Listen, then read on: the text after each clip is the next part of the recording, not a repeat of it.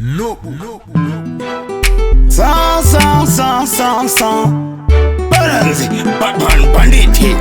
Sound Jah Luv. Andingarambe, nange vandichirombe. Kuti zvinhu zvangu zvisafambe, musungire playing asaimbe. Komana wemombe, kochiko chandakatadza. Dai makagara mangondiudza, pane kusiya mandiremedza. Munhu wese wongondishereredza. Vanotoda kundifushira, ndiri mpenyu. Tawakaoma upenyu, handidzokera kumba kwenyu. Utsvage mai vako nababa vako, inini ndiri mpenyu. Tawakaoma upenyu, handidzokera kumba kwenyu. Tsvage mai vako nababa vako. Tengi vanorwadziwa, apa hakuna kwandichadiwa. Manje konze uko kuchifiwa, vane musa vachisiwa. Kuchenesa chakasviba, votanga kusvibisa chakachena. Tudhastu tomaingo klina, munozviziva kuti ndiri wina. Vanotoda kundifushira, ndiri mpenyu. Tawakaoma upenyu, handidzokera kumba kwenyu. Utsvage mai vako nababa vako, inini ndiri mpenyu. Tawakaoma upenyu, handidzokera kumba kwenyu. Tsvage mai vako nababa vako. Inini ndinochengetwa naMwari, ende handiombere muwari.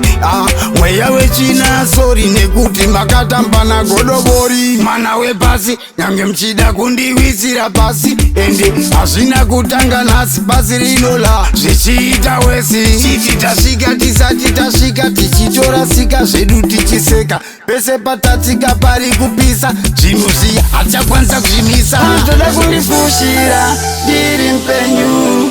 Tawakaoma upenyu, handidzokera kumba kwenyu. Utsvage mai vako nababa vako, inini ndiri mpenyu. Tawakaoma upenyu, handidzokera kumba kwenyu. Tsvage mai vako nababa vako.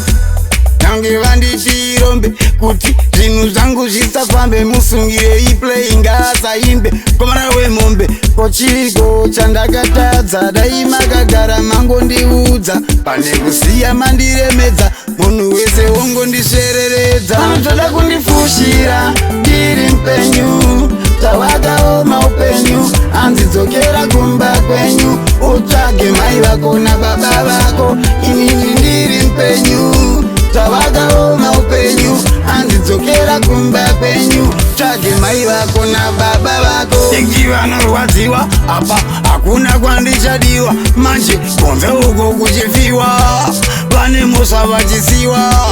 Kuchenesa chakasviba, votanga kusvibisa chakachena. Tudhastu tomaingo klina, munozviziva kuti ndiri wina. Vanotoda kundifushira, ndiri mpenyu.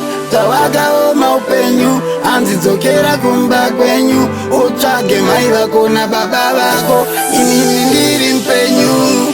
Tawakaoma upenyu, handidzokera kumba